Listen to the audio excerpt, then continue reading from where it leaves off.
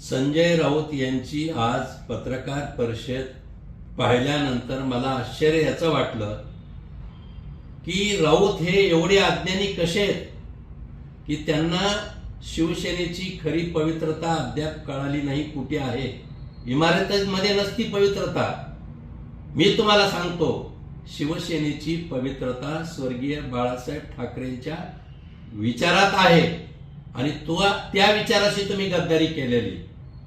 दुसरं एक सांगतो, ज्यांच्यासोबत जनता असते, ज्यांच्यासोबत लोक असते आणि ज्यांच्या पाठीमागं जनमताचा आशीर्वाद असतो, अशा नेत्याला, अशा पक्षाला चौका चौकामध्ये व्यासपीठ मिळत असतं, हे तुम्ही लक्षात घ्यायला पाहिजे.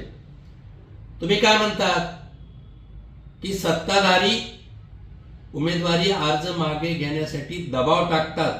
खरं तर हे याचा अर्थ तुम्ही घाबरलात. मुंबईमध्ये महापौर तुमचा बसत नाही हे तुमच्या लक्षात आलंय.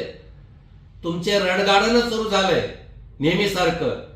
पण एक लक्षात घेतलं पाहिजे की लोकशाहीमध्ये राजकीय निर्णय स्वतः माणसं घेतात, कारण त्यांचा तो अधिकार असतो.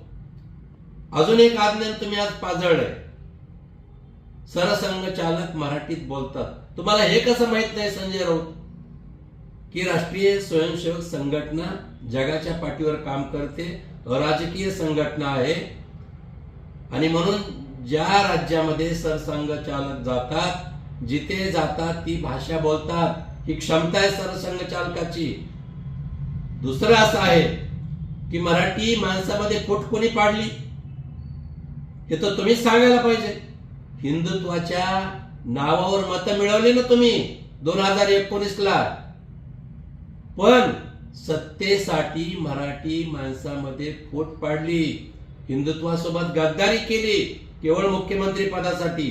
आणि आज तुम्ही नाकानं वांगे सोडून सांगतात, पण तुम्ही काँग्रेस सोबत गेलात, राष्ट्रवादी सोबत गेलात फक्त सत्तेसाठी. आणि म्हणून तुम्हाला आता मुंबईत नैतिकता राहिली नाही. लोकांच्या सोबत जायला तुम्हाला तोंड नाही. एकदा मुंबईकरांनी ओळखलंय की ह्यांनी हिंदुत्वाच्या सोबत गद्दारी केलेली, आणि म्हणून खऱ्या अर्थाने पराभवाची चाहूल तुम्हाला लागलेली आहे. त्या भीतीनं तुम्ही आता बेताल बडबड करत आरोप करू लागलात, हे नक्कीच.